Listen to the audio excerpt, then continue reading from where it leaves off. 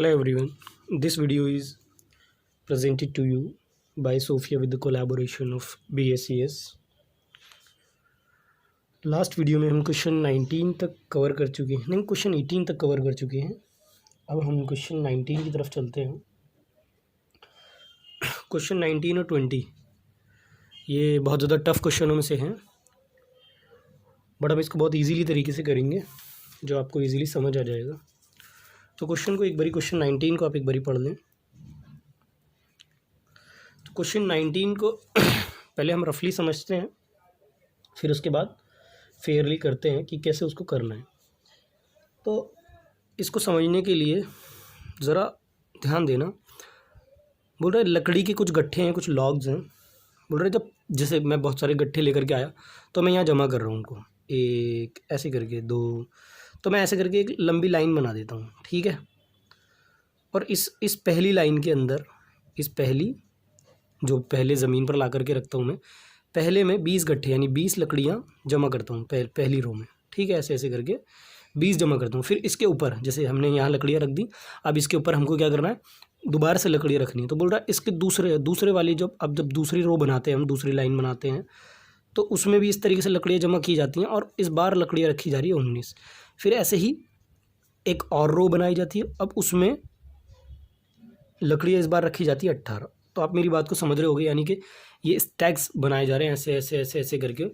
तो पहली वाली जो रो है, जो पहली वाली लाइन है, उसमें रखी गई हैं लकड़ियाँ 20, फिर 19, फिर 17, फिर 16, 15, ऐसे करते करते लकड़ियाँ रखी जा रही हैं। और ये जो टोटल जो स्टैक बने, हमें नहीं पता कितने बने, इसमें टोटल लकड़ियाँ जब हमने गिनी तो वो थी 200।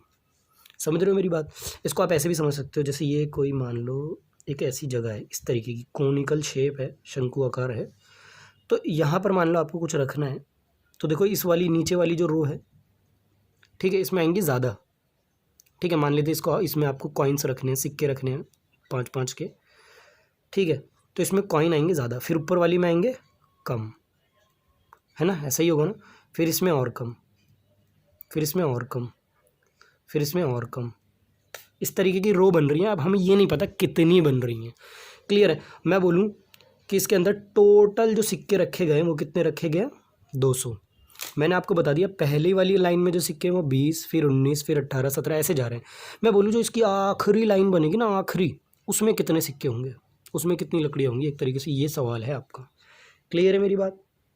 आई होप आप समझ रहे होंगे। तो ज़रा देखो 20, 19, 18 ये क्या है, एक तरीके से AP तो बन रही है मेरी, सब में आपको देख पा रहे होगे कि एक एक का कॉमन डिफरेंस है।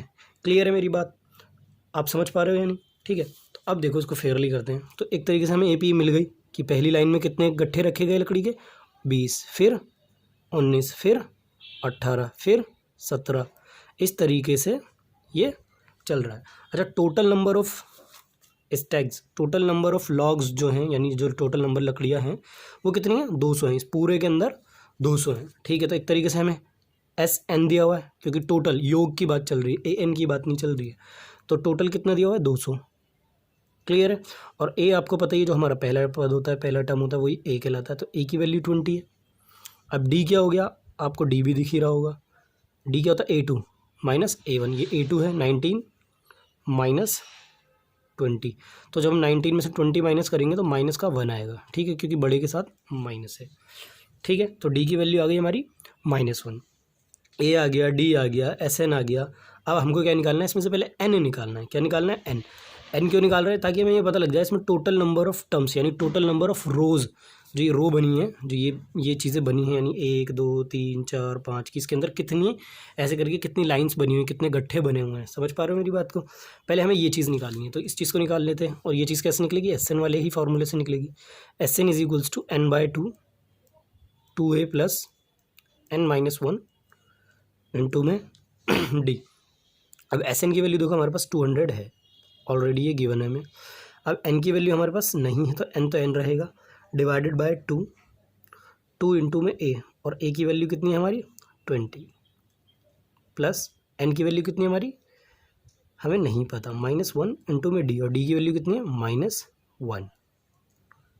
क्लियर है मेरी बात? अब देखो ये वाला 2 इधर क्रॉस मल्टीप्लाई में आ जाएगा इसके साथ, 200 इंटू में 2, और ये N तो यहीं रहेगा, क्योंकि N की वैल्यू हमें नहीं पता। अब 2 को 20 से मल्टीप्लाई करेंगे तो आएगा 40। अब देखो ये प्लस और ये माइनस, और प्लस माइनस क्या होता है माइनस, और ब्रैकेट में क्या बच गया n-1। अब यहाँ आप गलती कर सकते हो ब्रैकेट खोलते टाइम, तो इसको ज़रा ध्यान से समझना। अब ये इन दोनों को मल्टीप्लाई करेंगे तो ये आ गया 400, n वहीं रहा, ये 40। पहले ब्रैकेट को सॉल्व कर लेते हैं। देखो माइनस प्लस, माइनस का 1 और ये प्लस का n, तो माइनस का ही n आएगा। अब देखो ये माइनस और ये भी माइनस, तो माइनस माइनस क्या होता है प्लस हो जाता है। क्लियर है? तो माइनस प्लस प्लस, प्लस का 1 आ गया। क्लियर है मेरी बात? अब देखो ये n यहीं रहा, पहले ब्रैकेट ही सॉल्व करते हैं। 40 और ये प्लस का 1 है, तो 40 और 1 कितना हो गया 41, और ये माइनस का n। अब आपको याद होगा कि इस तरीके की सिचुएशन, जैसे ये n है अंदर 41 प्लस n या कुछ भी हो, तो एक बार इसको इससे मल्टीप्लाई करते हैं, फिर एक बार इसको इससे मल्टीप्लाई करते हैं। क्लियर है? याद है या नहीं? तो यही सिनेरियो बन गया हमारा यहाँ पर। तो इसको n को 41 से मल्टीप्लाई करूँगा तो आ जाएगा 41n, और जब n को n से मल्टीप्लाई करूँगा और यहाँ माइनस है तो minus n into n, n square. याद होगा x इंटू एक्स कितना होता था, x की पावर 2, और x प्लस x कितना होता है 2x। इन दोनों में अक्सर कन्फ्यूजन होती है कि कब पावर लगानी है और कब ऐड करना है। तो याद रखना, ऐड वाले में हम ऐड करते हैं और मल्टीप्लाई वाले में पावर्स ऐड होती हैं। क्लियर है? और इधर हमारा 400 चल ही रहा है। ठीक है, अब देखो ये n स्क्वायर है, जो क्वाड्रेटिक के क्वेश्चन होते हैं द्विघातीय समीकरण, उसमें जो n स्क्वायर वाली जो टर्म होती है ना, जिसकी घात पे 2 चढ़ा होता है, उसको हमेशा पॉजिटिव बनाना होता है, हमेशा धनात्मक होना चाहिए वो। तो इसको इधर ले आएंगे हम, ठीक है, और इसको भी इधर ले आएंगे। तो देखो इसको जब इधर लाएंगे तो ये तो हो जाएगा पॉजिटिव n स्क्वायर। ठीक है, ये माइनस का इधर आगे प्लस का हो गया, और ये प्लस वाला है तो ये इधर आगे हो जाएगा माइनस वाला। और देखो ये तो इधर है ही पहले से ही, तो ये तो हमारा प्लस का ही है, तो ये प्लस का ही रहेगा। और अब इस तरफ ये सारी टर्म्स इधर आ गई, तो इधर क्या बच गया 0 बच गया। क्लियर है मेरी बात? अब आपको दिख रहा होगा ये क्वाड्रेटिक इक्वेशन बन गई, जो हमारी इक्वेशन होती थी standard equation ax² plus bx plus c वाली, है ना। अब हमें इसमें n की वैल्यू निकालनी है, तो इसको जो ये मिडल पार्ट होता है इसको 2 पार्ट्स में हम स्प्लिट करते थे। ठीक है, 400 के ऐसे करके आप प्राइम फैक्टराइज करोगे, फिर वैल्यूज़ निकालोगे। ये हमने कई बार डिस्कस किया है, तो आप और वीडियोज़ देख लेना जिसमें हम x की वैल्यू या n की वैल्यू निकालना सीखा था हमने। तो अब हम इसको स्प्लिट करेंगे, तो देखो स्प्लिट करने के लिए हम क्या कर सकते हैं, इसको कैसे लिख सकते हैं 16n माइनस 25n। इसको ब्रेक कर लिया हमने 16 और 25 के अंदर। देखो 16 25 43 ही होता है। ठीक है, तो इन दोनों को ब्रेक कर लिया हमने, ऐसे लिख सकते हैं ना इसको 41 को 16 और 25 करके। ठीक है, मिडल टर्म स्प्लिटिंग आती होगी आप सबको, 9th क्लास में हमने काफ़ी अच्छे से की है। ठीक है, अब स्प्लिट कर लिया, अब इसमें से n की वैल्यू निकाल दीजिए। तो देखो एक पेयर तो बन गया हमारा ये वाला, और एक पेयर बन गया हमारा ये वाला। अब देखो इन दोनों में n कॉमन है, तो अंदर क्या बच गया, जब इसमें से n स्क्वायर में से n ले लिया तो n बच गया, माइनस इसमें से n ले लिया तो यहाँ सिर्फ 16 बच गया। अब देखो माइनस, अब इसमें और इसमें देखो ये भी 25 और यहाँ भी देखो इसको 25 इंटू हम क्या लिख सकते हैं 25 के टेबल में ही 16 पे जा रहे हैं ना। ठीक है, तो 25 कॉमन ले लिया हमने, और अंदर क्या बच गया n माइनस 16। हमेशा याद रखना ये वाला और ये वाला टर्म हमेशा सेम रहेगा। अब देखो ये यहाँ बाहर माइनस है, बाहर माइनस, अंदर। अब जब हम इस माइनस को माइनस से मल्टीप्लाई करेंगे देखो वापस प्लस आ जाएगा। क्रॉस चेक कर लिया करो एक बारी। अब देखो यहाँ से मैं n की वैल्यू, अब ये n माइनस 16, ये भी n माइनस 16, अब इसको खींच लेंगे बाहर, कॉमन ले लेंगे, और अंदर क्या बच गया n minus 25 is equals to 0। अब देखो यहाँ से n minus 16 is equals to 0 लिख सकता हूँ मैं, और एक बारी यहाँ से n minus 25 is equals to 0 लिख सकता हूँ मैं। तो देखो n की वैल्यू एक जगह आ गई हमारी 16, और n की वैल्यू एक जगह आ गई हमारी 25। अब प्रॉब्लम की बात क्या है कि ये भी पॉजिटिव में, ये भी पॉजिटिव में, यानी दोनों वैल्यूज़ आ गई। तो क्या हमारी दोनों वैल्यू वैलिड हैं, यानी कि जो हम ये स्टैग बना रहे हैं, जो लास्ट स्टैग है वो बोल रहा है या तो इसमें ऐसे करके 25 लाइनें हैं या फिर 16 लाइनें। अब हमें कैसे पता चले कि 25 लाइन है कि 16 लाइन है, तो हमें इसके लिए क्या करना पड़ेगा, an निकाल के देखना पड़ेगा। अब देखो अगर अब ये जो लाइनें हैं इस तरीके से जा रही है ना, 20 लाइनें, मतलब पहले वाले में 20 19 फिर 18 इस तरीके से जा रही है, यानी 1 2 3 4 5 6, तो पहले में 20 है ना, फिर 19 है ना, फिर 18 है ना, ऐसे। तो ऐसे जाते जाते जाते जाते, ठीक है। तो एक बात बताओ, जैसे जो सबसे ऊपर वाली लाइन होगी, क्या उसमें ऐसा हो सकता है ना एक गट्ठा हो या 2 हो या 3 हो, लेकिन क्या ऐसा हो सकता है उसमें -5 गट्ठे हों, यानी ऐसे करके -5 बल्ले रखे हों, क्योंकि बल्ले या लकड़ी कुछ भी चीज़ माइनस में तो नहीं हो सकती ना।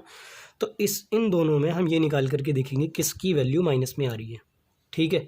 यानी 1 से कम जिसकी भी वैल्यू आ रही है वो हमारा गलत होगा। तो हम पहले 25 की निकाल के देख लेते हैं, ठीक है।